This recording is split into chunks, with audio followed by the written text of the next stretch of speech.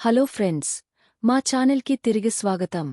ఈ వీడియోలో EPS 95 pension హోల్డర్ల పెన్షన్ గురించి ఎన్ఎస్సీ జాతీయ అధ్యక్షుడు commander Ashok Rawat ji EPS 95 pension హోల్డర్లకు ఒక సందేశాన్ని జారీ చేశారు మరియు దీనిలో ఈపీఎస్ 95 పెన్షన్ హోల్డర్ల కనీస పెన్షన్ పెంపునకు సంబంధించి ఎన్ఎస్సీ ఏ చర్యలు తీసుకుందో మరియు దాని గురించి ఏమి జరుగుతుందో ఆయన వివరించారు.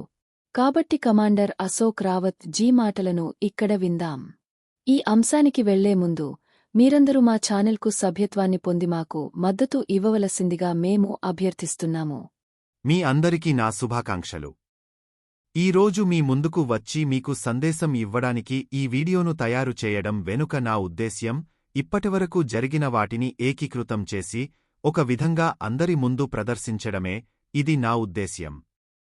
ఇప్పటివరకు మా ఎన్ఎస్సీ ఆధ్వర్యంలో దేశవ్యాప్తంగా ఉన్న మా నాయకులు, వివిధ సంస్థలో పనిచేసిన కార్మికులు, అందరూ వ్యక్తులు కలిసి అన్ని రకాల ఉద్యమాలను నిర్వహించారు. ఎన్ఎస్సీ నిర్వహించని ఒక్క ఉద్యమం కూడా లేదు. బుల్ధానాలో కూడా గత 6 సంవత్సరాలుగా పెన్షనర్లు పగలు మరియు రాత్రి కూర్చునే రిలే నిరాహార దీక్షలు చేస్తున్నారు. అభ్యర్థన పత్రాలను ప్రతిరోజూ ప్రభుత్వంలోని సంబంధిత మంత్రులకు పంపుతున్నారు. ఇప్పుడు మేము ప్రధానమంత్రికి విన్నవించేది ఏమిటంటే, బుల్దానాకు వచ్చిన మా పెన్షనర్ల నిరాహార దీక్షను ముగించి వారిని ఓదార్చండి మరియు ఇక్కడ ఒక పెద్ద సభ నిర్వహించి మా డిమాండ్లపై చర్య తీసుకొని మా యొక్క మద్దతును పొంది పెన్షనర్లకు సంతృప్తిని అందించాలని గౌరవనీయులైన ప్రధానమంత్రికి ఆహ్వానం పంపాము. మేము వారికి ఈ లేఖ రాశాము మరియు మేము అందించిన ఆహ్వానాన్ని ప్రధానమంత్రి కార్యాలయంలోని సహాయ మంత్రి గౌరవనీయులైన జితేంద్ర సింగ్ జీ ద్వారా అందించాము. అదేవిధంగా దీనిని కార్మిక మంత్రి శ్రీ గౌరవనీయులైన మన్సుఖ్ మాండవీయ జీ ద్వారా అందించారు. ఇది మన గౌరవనీయ శ్రేయోభిలాషి హేమమాలిని జీ ద్వారా ఇవ్వబడింది. మరియు నేను దీనిని బుల్ధానా ఎంపీ మరియు స్వతంత్ర బాధ్యత కలిగిన ఆయుష్ సహాయ మంత్రి శ్రీ ప్రతాప్రావు జాదవ్ జీ ద్వారా ఇచ్చాను. మరియు ఇటీవల నేనే స్వయంగా వెళ్లి మహారాష్ట్ర ముఖ్యమంత్రి దేవేంద్ర ఫడ్నవీస్ జీ ద్వారా దీన్ని ఇచ్చాను. దేవేంద్ర ఫడ్నవీస్ జీని గౌరవించాను. మరియు ఏప్రిల్ 20 నుండి మే వరకు మీకు ఏ రోజు అనుకూలమో మాకు చెప్పండి అని నేను రాశాను. మేమందరం మిమ్మల్ని లక్షల్లో స్వాగతిస్తాము మరియు మీరు మాకు మా డిమాండ్ల పట్ల సానుకూల వైఖరిని అందిస్తారని ఆశిస్తున్నాం. మాకు సరైన పరిష్కారాలను అందిస్తారని మరియు మా వృద్ధాప్యంలో మాకు సహాయకుడిగా ఉంటారని, మాకు మద్దతుగా నిలుస్తారని కోరుకుంటున్నాం. దీనికోసం పెన్షనర్లు ఈ అభ్యర్థనను ఇచ్చాము మరియు నేను చాలా నమ్మకంతో ఉన్నాను. ఎందుకంటే చూడండి, ఫిబ్రవరి 21న మంత్రి స్వయంగా మాకు ఫోన్ చేసి సమావేశం నిర్వహించమని మాకు చెప్పారు. మన కార్మిక మంత్రి అయిన గౌరవనీయులైన మన్సుఖ్ మాండవీయ జీ, మీరు బాగానే ఉన్నారుగా? నేను తొందరపడుతున్నానేమో, కానీ మీ పని చేస్తున్నామని మీ ఈపీఎస్ 95 పెన్షనర్లకు చెప్పండి. మీ కనీస పెన్షన్పై వీలైనంత త్వరగా మీకు మేలు చేసే సంతృప్తికరమైన నిర్ణయం తీసుకుంటాం. మీ యొక్క మన్నలు మాకు కావాలి అని అన్నారు.